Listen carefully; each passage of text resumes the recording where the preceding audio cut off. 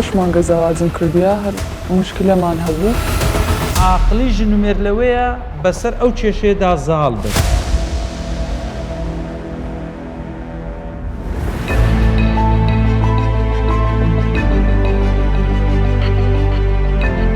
لە بەرنامەی شێمپەنجە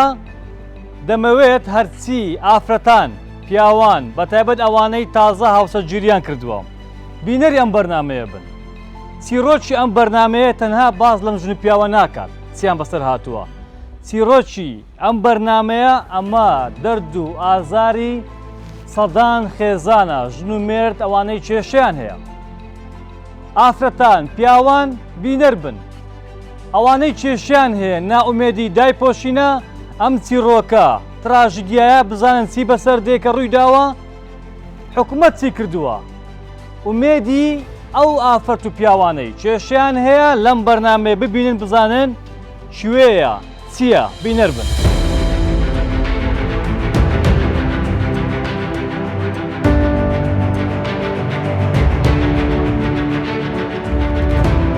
شێمپەنجە بە چیرۆکی کێشەی ژن و مێردێک لە بەڕێبەرایەتی بەرەنگاربوونەوەی دژ بە ئافرەت و خێزان دەست پێ دەکات. ئەم دوو هاوسەرە دوای چەند مانجێک لە هاوسەرگیریان ئاگر لە پەیوەندەکەیان بەردەبێت و کێشە و گرفت و شەر و دەمەقاڵەیە ژیانیان تاڵ دەکات تا وای لێ دێت هەوڵی جیابوونەوە بدەن. لە بەڕێبەرایەتی بەرەنگاربوونەوەی توونتیژی خێزانی هەولێرم لێرە لیژنی ئاشتەوایی هەیە باشە ئیزن ماوەگرتووە لە ژن و پیاوێک تازە هاوسەرگیریان کردووە ئەمان کێشیان هەیە هاتنۆتە ئێرە بەڵام بە پێی زانیاریەکان کە بەدەست ئێمە گەیشتووە لە هەوڵی چارەسەرکردندان بۆیە ئێمە لەگەڵیان دەست بەم بەرنامەیە دەکەین بۆیە نیشانی دەدەین بۆ ئەوەی هەموو ژن و پیاوەک ئەوانەی کێشیان هەیە ئەوانەی لە ناو پرۆسی هاوسەرگیرین ئەوانەی بەنیاز ئەنجامێن ئەم بەرنامەیە ببینن ئەمە بۆ ئێوەیە ئەگەر کێشەتان هەیە هۆکاری کێشەکان چین لێرە بیزانن چۆن چارەسەر دەبێت لەگەڵیان دەبین ئەگەر ئاش بنەوە نیشان دەدەین ئەگەریش پێک نێن ئەوەش نیشان دەدەین هۆکارەکانیش دەخێنە ڕوو ترشی و تاڵی ئەم ژنومێرەتان پێ نیشان دەدەین بەڵام ئامانجەکە چییە بە ژنومێردەکان ئەوانەی کێشیان هەیە خەڵک بزانێت حکوومەت چەندە خەمخۆرە لەوەی ڕێگری بکات لە لێکترازانی خێزان لەوانەی کە دەیانێت جیاب بنەوە زۆر جار منداڵەکان سەرگەردان دەبن حکوومەت بزانین چۆن چارەسەری ئەم بابەتەی کردو هەوڵەکان چین.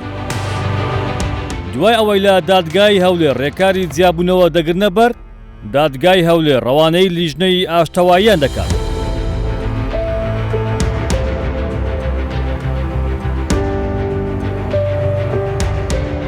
ئەم لیژنانە بەجیا لەگەڵ هەریەک لەم دوو هاوسەرە دادەنیشن سەرەتا گوێ لە داخوازی و نیگەرانی ئافرەتەکە دەگرن. سەلام عەلەیکم سەلام بەخێر بێ فەرموو بەخێر بێ یاخوا بەخێر بێ ناوی جەنابتمان زانیە کێشەت هەیە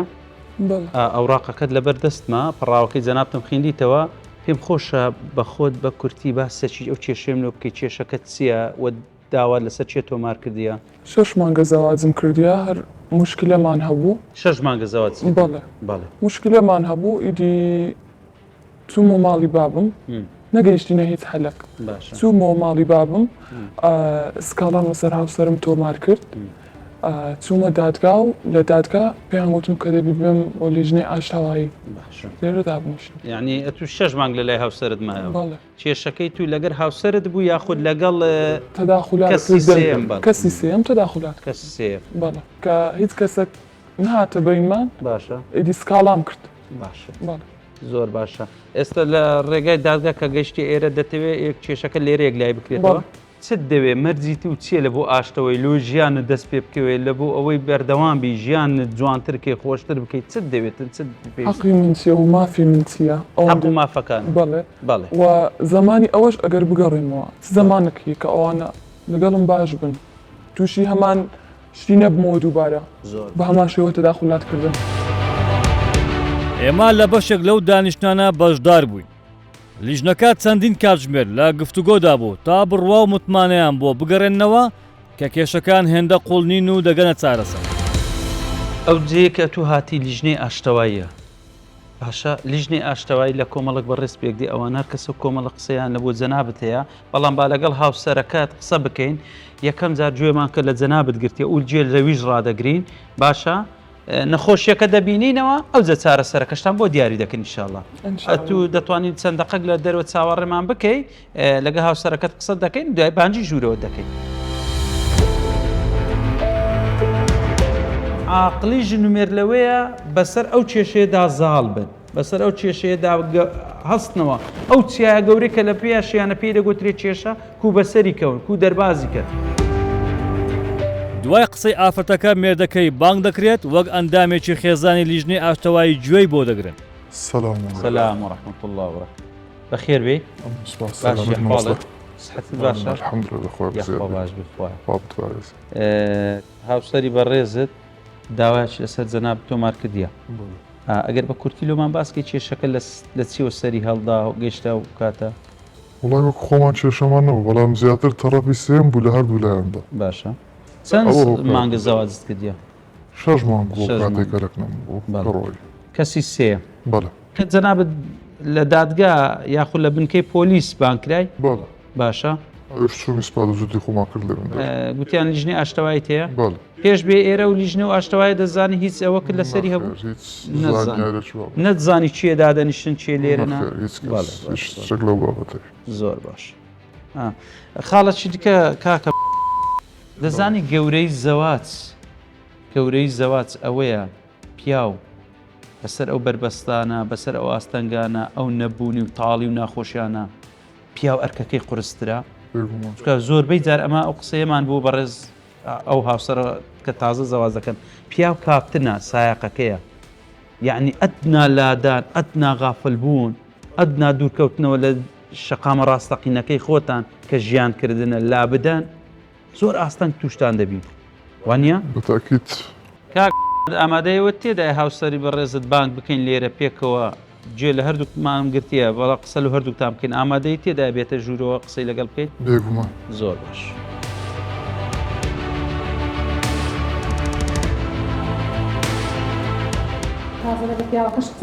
قسەمان کردیا ئەمیش هەر باسی وێ دەکاتم کە کەسانی گەوری بەرتان کەسی سێم تدەخل لە ژیانتان دەکات بەس یعنی ئەنگۆ وەکو دوو هاوسەر کە تازە ژیانی هاوسەری تا پێکینە 6 مانگ فترەکەی زۆر کەمە حکومەتجان دەدەن کەسانی دیکە دەخل لە ژیان تا بکات. ئەمن کە زەوازم لەگەڵی کرد داوای ماڵی جیام کرد کە پێی دەرم بابت ئەو حالەیان داکرد ئەو حالە پێیان برێ با تەداخل نەکەن یەکسەر ڕۆتفعلێکی زۆر توند ئەگەر قسە بە کەسی داک و باب و عایلەکەی بڵێ وان تەداخلی ژیانم دەکەن ڕۆتفعلێکی زۆر توندی دەبی بەرامبەرم ئەوە دەڕێ کەسی سێ مەسەلە داک و بابی تو تەداخلی ژیانت دەکەن وایە تا ڕادەگوایە بەڵام بە هەمان شێوە داک و بابی ئەویش زۆر تەداخلی ژیانم دەکەن جا بە ڕاستەوە خۆبی یا بە نەڕاستەوە خۆبیتن تقریبا وامان لێ هاتووە کەیسەکەمان گەیشتە ئەو ڕادەی میسالن کوبرەی یەک بە یەک تێدەگەی ئەو داک و بابی من ئاوای کردەویش لە بەرامبەردا هەمان شتی دەکاتەوە کە مثالن ڕگ بە ڕگ بیتن کەواتە ئەگەر نینە لۆ 5 ساڵ لۆ 10 ساڵیش نینە لۆی هینایەتی ببتە هاوسەری هەتا توو لە العمر چووی نەکردی وە کە سوکاریشی لۆ 5 ساڵ بە مێردی نادۆن ئەوەی بە مێردی دەدا لۆ ئەوەی ئەها کوردەواری قسەی چەند جوانیە دەرێ بە کراسی سپی پێشکەشم کردی بە کراسی سپی و کفنە لە بۆ ناو گۆڕکە دەگەڕێنەوە لای خی گەورە کەواتە ئەگەر ئەمن لەگەر خێزانی خۆم کێشەکەم هەبوو لێ قبول نەکەم ئەدی لۆ دەیان خۆشیم هەیە دەیان وەلا تەنسەو فەضلە بینەکەم خوا دەفەرمێ چاکە و خۆشیەکانی بینی خۆتان لەبیر مەکەن کەواتە تووڕێیەکەی جەنابەت جاری وا دەکا و ئافرەتە خۆی بێدەسەڵات بێتە بەرچاو باشە وەلە بۆ ئافرەتەکەش ئەو خاتونە بەڕێزا دڵنیا بە عیناتی ناتگەێنتە هیچ دەرەنجام و کەنارێک ئەوەی دەتانگەێنتە دەرەنجام و کەنار ڕێز و بەردەوامی ژیان چکان گۆ لە ڕۆژێک و دوو ڕۆژ شوتان نەکردیا لۆ ئەو شوتان کردیە ژیانەکی خۆش و ژیانەی کامەران بەڕێ بکەن و لە پێشتان چاوەڕەتانە سیقە و متمانە و خۆشەویستی. دوای هەوڵی لیژنەکان پەیوەندیەکانیان ئاسایی دەبێتەوە و ئەو ژیانە دۆزەخیان لێ دەبێت بە بەهەشت بەهۆی هەوڵی حکومەت و پاڵپشتی وەزارەتی ناوەخۆ. ئیدی دوای چەندین هەوڵی حکومەت و لیژنەکان بڕیاری کۆتایی لەبارەی ئەم دوو هاوسەرە دەدرێت. بەنای خوای گەورە و میهرەبان دوای فەزل و منەتی و بەخششی خوای گەورە و بەڕێزانی ئەندامانی لیژنەی ئاشتەوایی لە بەڕێبەراتی تونند و تیژی خێزانی الحەمدولیلا و تێگەیشت و پێگەیشتوین گۆش ئینشاءالله و ئەو قسە عاملە خێرانەی کە ئەنگۆ هەوڵتان دابوو بڕیارانەی کە داتان و ئەو قسانەی کە لێرەش بیستان لەژێر ڕۆشنای ئەسڵح و خێر کە خوای گەورە دەفەرمێ ئاشتەوایی سڵح و لێک تێگەیشتن و پێکهینانەوە الحەمدولیلا بەرهەم و نەتیجەکەی ئەوە بوو دوای دانیشتنی چەندین جار لەگەڵ ئێوە و چەندین ڕۆژ کە هاتنەوە ئێرە الحەمدولیلا گەشتن ئەو بەرهەمەی کە قەرارەکەتان بۆ بخوێننەوە گەشتن ئەو بڕیارەی کە ئاش بوونەوە الحەمدولیلا ئینشاءالله ژیانتان هەر ئەوها خۆش بی ژیانتان هەر ئەوها کامەران بی ئینشاءالله ژیانەکی بەختەوەر و ئارام و خۆشگوزەران چاوەڕەتان بکە ئێستاژیش دەست لە تەوقەیەک لەگەر یەک بکەن و ئەو دووریە چەند ڕۆژە چەند مانگە یەکتریتان نەدیتێت چەند بە دڵەوە بە حەسرەتەوە بوون الحەمدولیلا گەشتنەوەیە پیرۆز بایتان لێ دەکەین پیرۆز یەک بن ئینشاءالله خوا ژیانەکی خۆش ئینشاءالله تۆقەک لەگەر یەک بکەن پیرۆز یەک بن ئینشاءالله عاقبەتتان خێر بن ئینشاءالله پیرۆز یەک بن ئینشاءالله ئەجەکا جەناب دووەرە لێرە واژۆک بکە جەنابشت لێرە فەرموو.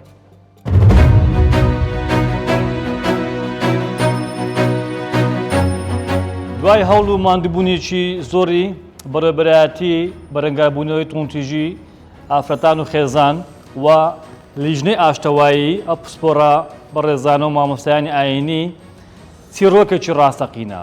ڕووداوێکی ڕاستەقینە کێشەیەکی ڕاستەقینە لە بینی ژن و مێردێک کە تەمەنی هاوسەرگیریەکەیان کەمتر لە ساڵێک بووە 6 مانگێک دابڕن ئەمڕۆ ئاش بوونەوە ئەمە یەکێکە لە دەستکەوتەکانی حکوومەتی هەرێمی کوردستان هەوڵەکانی وەزارەتی ناوەخۆ بۆ ئەوەی کۆمەلگایەکی سەلامەت بنیاد بنێن بۆ ئەوەی ئەو هۆکارانەی کە دەبنە لێکترازانی خێزان و شرازەی خێزان تێگەدەن لە ڕێگەی ئەو لیژنەوە بەڕێبەراتانە هەوڵی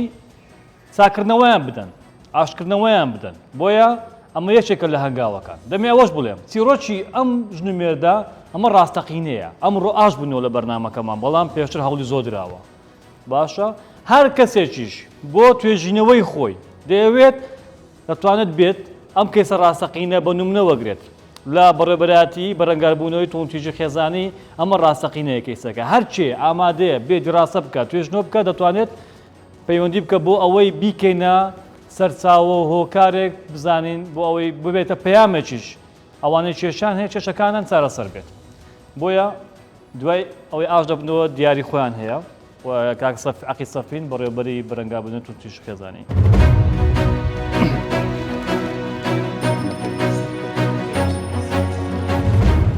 طبعا ئەمەش وەکو کوردستان بیستار دیارێکمان هەیە ئەمە دیاری کەناڵی کوردستان 24 بۆ ئەم ژن و مێردە لە بەرامبەر ئەو بڕیارە سەرکەوتوو و ئەو بڕیارە زەریعانەی دایان کە ئاش بوونەوە بە هەوڵی ئەم لیژنانە ئەمە دەبێتە دیاری ئاش بوونەوەی ئەم ژن و مێردە کوردستان 24 پێشکەشیان دەکات.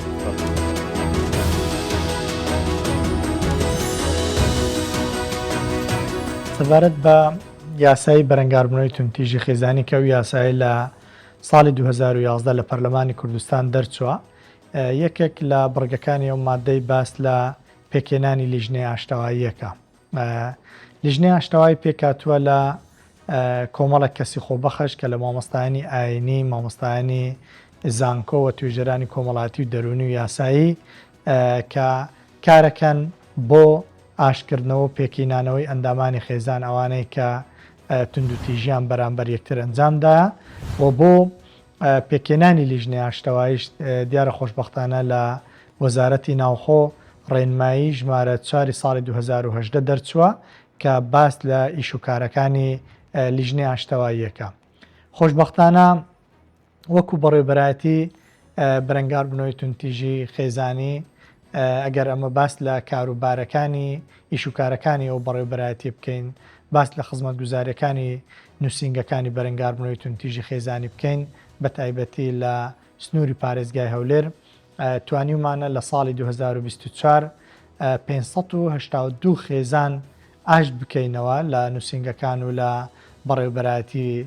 بەرەنگار بنەوەی تونتیژی خێزانی هەولێر و لە لیژنەی ئاشتەواییش لە ساڵی 2024 توانراوە 257 خێزان ئاش بکرێنەوە کە ئەو بەرنامەی ئەو ڕۆجەنابتان ئەنجامیەدەن نمونەی یەکێک لەو خێزانە جوان و خێزانە باشانەی کە الحەمدوللا لەسەر دەستی لیژنەی ئاشتەوایی ئەندامانی لیژنەی ئاشتەوایی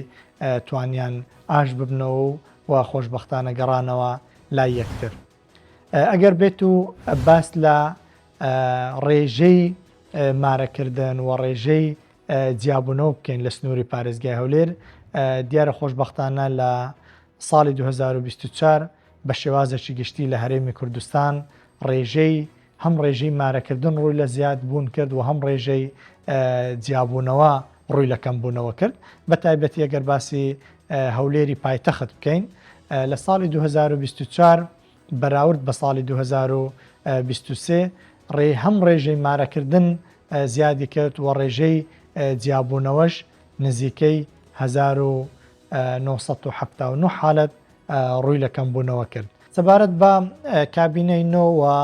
ڕۆلی حکوومەتی هەرێمی کوردستان و بە تایبەتیش وەزارەتی ناوخۆ، دیارە هەر لەگەر پێکینانی کابینەی نۆی حکوومەتی هەرێمی کوردستان ڕێزدار کاک مەسرور بارزانی سەرۆکی ئەنجومەنی وەزیران ڕاستەوخۆ سەردانی بەڕێوەبەرایەتی بەرەنگار بنەوەی تونتیژی خێزانی هەولێری کرد و سەردانی هێڵی گەرمی 119 کرد، ئەو هێڵە گەرمەی کە 24 کات ژمێر لە خزمەتی هاوڵاتیاندا بۆ ڕاوێژی دەرونی کۆمەڵایەتی یاسایی و وەزارەتی ناوخۆ گرنگێکی تەواو بە بەڕێوەبەرایەتی و بە نووسنگەکانی بەرەنگار بنەوەی تونتیژی خێزانیەدا، ئەوش بوویتە پاڵپشتێکی یەکجار گەورە بۆی کە ئەمە بتوانین باشتر و جوانتر کارەکانی خۆمان بەڕێوە ببین. یەکێک لە ئەندامەکانی لیژنەی ئاشتەوایی لەگەڵمان دەبێت پێش ئەوەی باز لە لیژنەی ئاشتەوایی کەین مامۆستا دەمەوێت ئەوە باسکەین بۆچی زۆربەی کێشەکان ئەگەر لێ بکۆڵیەوە کە دێنە لای بەڕێستان خەسوو خەزوور بۆتە ئەژدیهایەک لە پێشتایی بووک و زاوای ژنی مێردەکەی وای لێ هاتووە لە کۆمەڵگاش زۆر جار بە تەنزەوە باسەکرێت. زۆر سپاسکا گالان پرسیارەکی جوانە. ئێمە زۆر زاران گوێمان لێ دەبی دەرن ئەو خەسووم زۆر هارە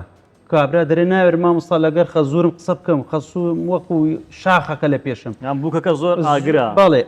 یان عینادیەکەی وا دەکا. بەڕاستی ئەوەی ئەو ڕۆی بووتە کێشە لە بینی هاوسەرانی ئێمە کەسی سێمە زۆر زاری وایە دەرێ مامۆستا من خۆ هاتمە فەقەت قسەی خێرم کردیا برا بە ڕێزەکەم خوشکە بە ڕێزەکەم ئەتو قسەی خێر لە بۆ لایەنە کردیە لایەنەکەی کە خۆی بە تۆمەتبار دەزانی خۆی بە غەدر لێکراو دەزانی. ئیمامی حەسەن ڕەزا و ڕەحمەتی خوای لێبێ دەفەرمێ باب سێ کەسە، یەکەمیان ئەو کەسێک کە بە وەلەد بوویتی یان لەو بابوداکە لەدایک بووی، دووەمیان دەفەرمێ ئەو کەسێک کە چیژێکت پێشکەش دەکاتن. یعنی ئەمە زۆر زاران وا دەزانی غەزوور کەسێکی ئاساییە لە ژیانت، بابە غەزوور کەسێکی زۆر گەورەیە، خەسوو کەسێکی زۆر پیرۆزە لە ڕوو شەرعیەوە ئەگەر کچەکەی تەلاقیش بدەیت تاوەکو قیامەت ئەو خەسووە دەستت بە دەستی بکەی وەکو داچی خۆت وەکو خوشتی خۆت دەستنوێژت لێ ناشێت دەبێتە کەسێکی زۆر پیرۆز. کەواتە ئەوەی لێرە زۆر گرینگە. کەسی سێم چێ قسەت لە بۆ دەکاتن و ئەو قسانەی کە دەیکەن چێیە کە خوا لە قورئان باز دەکات ڕێگە چارەسەرەکەیدا حەکەمون من ئەهلی و حەکەمون من ئەهلیها. ئەخە خۆمەوە کەسێک ئەو ڕۆهیوە نیە بێتە ناو خێزانەکان بە تایبەتی لە ڕۆژگاری ئەو ڕۆ کچ و کۆڕ پێویستە کێشەکانی خۆیان لە ژووری خەوەکان نینە هۆڵەکەش نەکبینە دەرەوە نەکبینە ئەو دوی پەرژینی ماڵەکە. ئەو کێسەی ئەمڕۆ لەسەر مەرحەلەک بوو کە وای کرد ئەمڕۆ کە بۆ شوێ بینی ماژن ئەو کێسەی ئەو ڕۆ دیتێت کاک ئالانی بەڕێز ئەوە دەیان کەیسی وا ڕۆژانە سەردانمان دەکا. ئەو کەیسە نەبوو بوونە ساڵک یعنی کچەکە کە شووی کردووە نزیک 6 مانگێک بوو. ئێمە زۆر جاران دەرێن 6 مانگ هێشتان دەوروبەرەکەی خۆت بە جوانی ناناسی. ئەو کەیسە کوڕ و کچەکە خۆشەویستی هەبوو لە بینیان باشە بەڵام ئەوەی هۆکار بوو ئەو کوڕ و کچە لێک دوور ببنەوە کەسی سێم بوو بۆ نمونە داچی کوڕەکە دەرێ کوڕە تاقانەکەی من کوڕە نازدارەکەی من کوڕە جوانەکەی من کوڕە باشەکەی من ئەو کچە وای لێ دەکات دایە گیان ئەو کچت کە ئەو کوڕەت کە ژنینە ئێستا کچێکی کە لە حیاتیتی کە خێزانەکەیتی لە بۆ عکسەکەشی ڕاستە کە داچی ئەو کچەیە وا دەزانێ ئەو ئاسمانە کون بووە تەنها ئەو کچە بەربوویتەوە ئێستا ئەو کچەیت و هاوسەری کوڕەکی کێ لێ بگەڕن بەڵێ ئەمە بۆیان دەرێن کە کوڕ و کچت بە شودا قسەی خێریان لۆ بکە ئامۆژگاریان لۆ بکە تەجروبەی باشیان لۆ بجێڕەوە بەڵام نابی هەموو شتێکیان وەکو تووبی ئیمامی عەلی ڕەزا و ڕەحمەتی خوای لێبی دەفەرمێ منداڵەکانتان پەروەردە بکەن بۆ سەردەم و جیلی خۆیان ناکرێ برێ من لە ساڵی 1970 و 90ەکان وا بوو ئێستا سەردەمە چکەیە ژیان گۆڕایە کەواتە ئەوەی ژیان خۆش دەکاتن ڕێگای باشیان پێپشاندن بەڵام تەداخولی وردەکاری ژیانمان مەکەن ئەو ڕۆب ئەوها بخەون لەوێ بن ماڵتان وابی ئەو کەونتەرە دوابی یعنی وردەکاری ژیانیان با بۆ خۆیان بڕیار بدەن.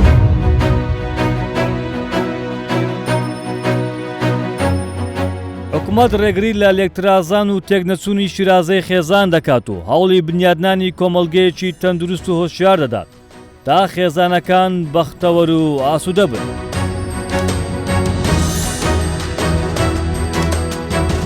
دوای لیژنەی ئاشتەوایی هاتوونەتە سەنتەری ڕاوێژکاری پێش هاوسەرگیری ئەم سەنتەرە بۆ یەکەم جارە لە کوردستان بیشتار نیشان دەدرێت باس دەکرێت ئەمە یەکێکە لە دەستکەوت و هەوڵەکان و پرۆژەکانی حکوومەتی هەرێمی کوردستان بۆ چێ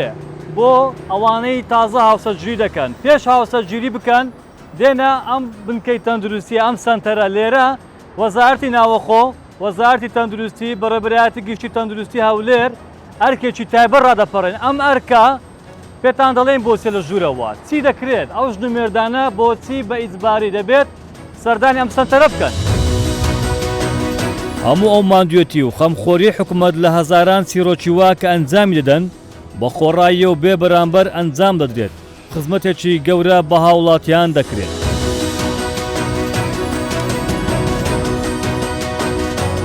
ژیانی هاوسەرگیری دەبتە ژیانێکی پێکەوەی یعنی دەبی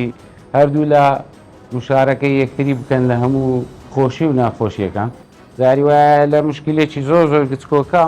کە لە بینی هەردووکتان زۆر بە ئاسانی لەوانەیە حەل ببیتن ئەگە خوا نەخواستە بستە دەرێ لەوانەیە ئیشەکە گەورە دەبیتن و ئەو کاتی لەوانەیە بە مامۆستای ئاینی و بەڕدێنسبی ئەوانە زۆر زەحمەت بی حەل ببی بەڕاستی دوێ ئەوانە هەمووی کاریگەریەکی زۆری دەبی تەکیدم لە ژیانی داهاتوودا چێن ئەوانەی عەقدی زەواجەکەن چێن ئەوانەی گرێبەستی هاوسەرگیری واژووەکەن دەبی ئەو کەسە کەسێکی ژیر بی چنێر چمێ هەردووچیان مەرجە دەبی ئەو کەسە کەسێکی ژیر بی. لە شاری هەولێری خۆشەویست لە ماوەی ڕابردوو بە تایبەتە لە 2022 ئێمە هەساین بەکردنەوەی سنتەرێکی خولی ڕاهێنانی پێش هاوسەرگیری بۆ ئەوەی ئەو کەسانێک کەوا هاوسەرگیری دەکەن لە ڕووی تەندروستی لە ڕووی یاسایی لە ڕووی کۆمەڵایەتی بەرچاوڕوونی زیاتریان هەبێتن کەوا داخلی پرۆسێسی هاوسەرگیری دەبن ئەوانش گرنگجێکی تایبەتی هەیە لە ڕووی یاساییەوە بۆیان ڕوون دەکرێتەوە و لە ڕووی کۆمەڵایەتیەوە چۆنێتی مامەڵەتکردن لە نێوان هاوسەرگیریەکان و هەروەها لە ڕووی تەندروستیەوە ئێمە دەتوانین بڵێن لە 2022 تاوەکو ئێستا کە زیاتر لە 3 ساڵە ئەم سنتەرە کارەکانی خۆی بەڕێوە دەباتن زیاتر لە 50,000 هاوسەر بەشداریان کردووە لە خولی ئەو ڕاهێنانە کەوا دەکاتە 100,000 کەس و ئێمە